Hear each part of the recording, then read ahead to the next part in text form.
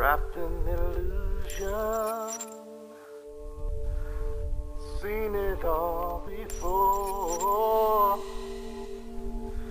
covered by smoke screen, confused but wanting more.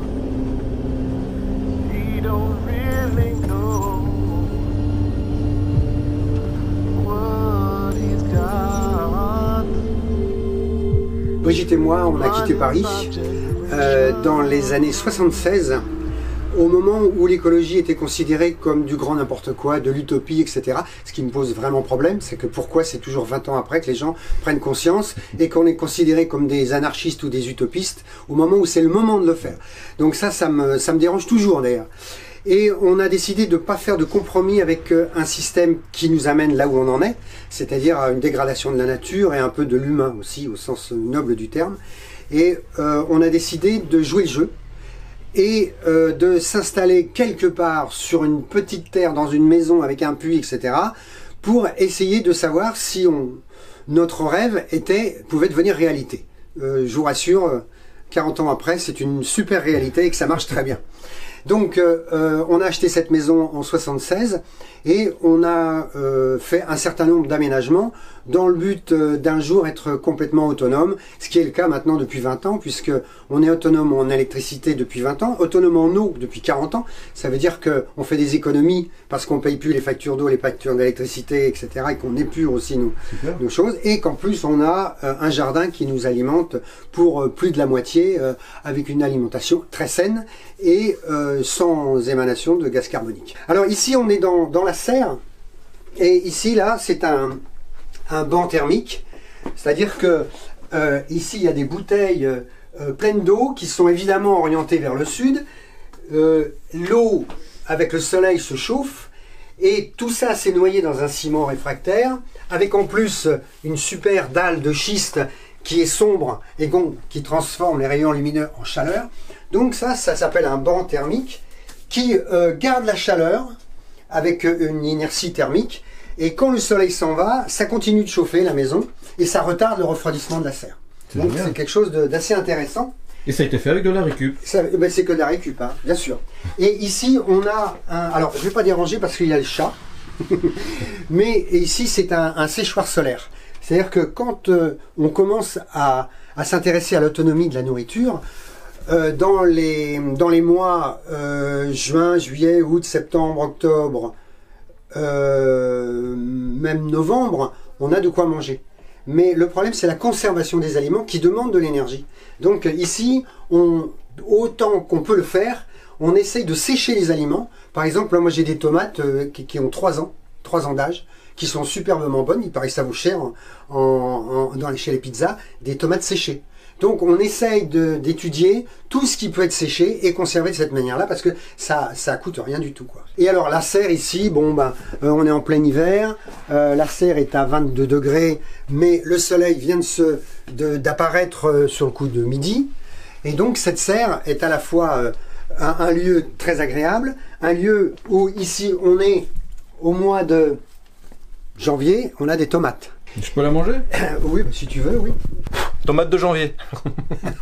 J'espère qu'elle est bonne. Elle est très bonne en plus. Elle est sucrée, elle est ferme. Voilà, ça nous permet aussi d'avoir de très bonne heure des radis, des salades en permanence, très tôt. Donc ça nous donne une avance par rapport à ce qui se fait. Et puis ça chauffe la maison, quoi. C'est très agréable. Mais ça chauffe la maison. Voilà. Et d'où ça t'est venu, toutes ces idées?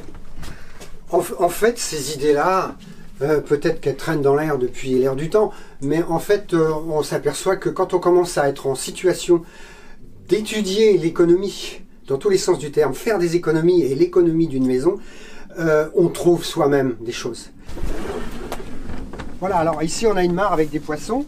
C'est un élément important dans un jardin, parce qu'il y a des reproductions d'insectes qui ne se feraient pas s'il n'y avait pas d'eau. Donc on a des poissons, etc. Favoriser la biodiversité animale. Voilà, absolument. Pour un équilibre, quoi. Oui, tout à fait. T'as pensé à tout, hein? Oui. Alors ici, on a un chauffe-eau solaire, là, il y a un peu de buée. On a rajouté des photopiles il n'y a pas si longtemps que ça.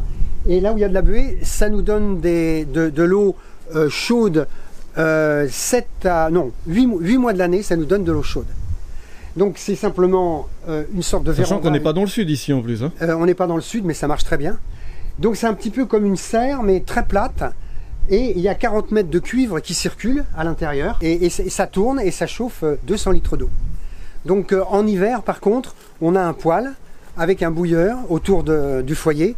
4 mois d'hiver, c'est le bois. Et 8 mois d'été, c'est le soleil. On se figure que je suis architecte ou ingénieur. Ce qui est très intéressant, c'est de savoir que n'importe qui, moi par exemple, peut trouver des tas de choses. C'est pour dire à ceux qui nous regardent que vous êtes aussi capable d'inventer ce que j'ai inventé. Je ne suis pas meilleur que vous, c'est simplement je me suis mis dans une situation où ça m'a aidé à trouver des solutions.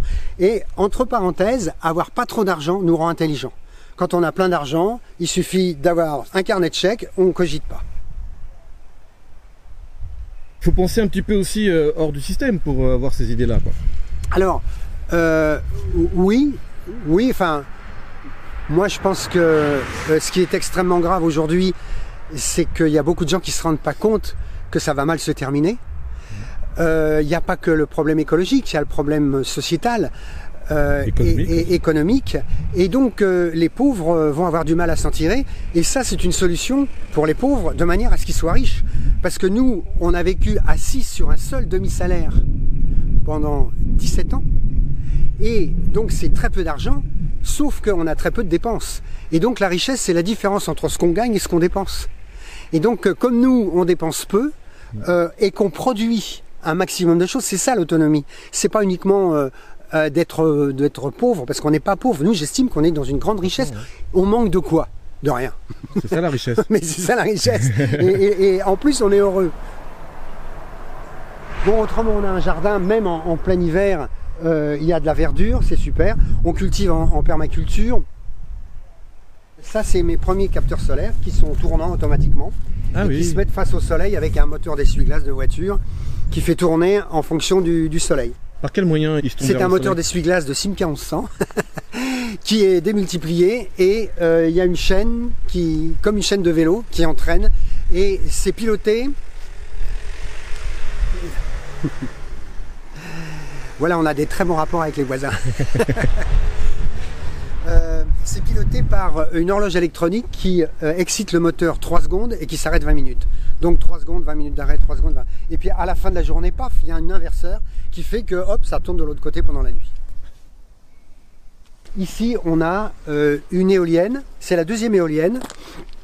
Et celle-là, elle est complètement géniale. La plus haute? Parce que non, la plus haute. La petite, c'est une éolienne qui monte l'eau. D'accord. Voilà. Mais ce qui est intéressant, c'est que c'est une éolienne qui revient pas cher et qu'on l'a fabriquée nous-mêmes. Et donc, avec la complémentarité du vent et du soleil, on est complètement autonome et à l'aise pour 6 personnes dans une maison, quoi. Et assez de puissance pour faire tourner des outils électriques? On a évidemment tout l'électroménager, l'électroportatif des outils. On a la télé, la machine à laver. On n'a aucun problème. À part certains moments quand il n'y a pas de soleil et pas de vent pendant 3 ou 4 jours, ce qui est très rare. Là, on fait gaffe, c'est tout. De plus en plus de gens commencent à comprendre que la solution, c'est de sortir du système, mais pas pour fuir, pour créer autre chose. Il faut préparer l'avenir. Donc ça s'improvise pas, il y a des techniques, il y a une manière de faire. Et il y a aussi, en général, les gens comprennent qu'il vaut mieux être à plusieurs pour entamer un processus de changement de vie. Il y a aussi la manière de s'entendre. On fait de la communication bienveillante, etc. C'est important parce que le maillon faible de toutes les entreprises alternatives, c'est souvent le PFH, putain de facteur humain.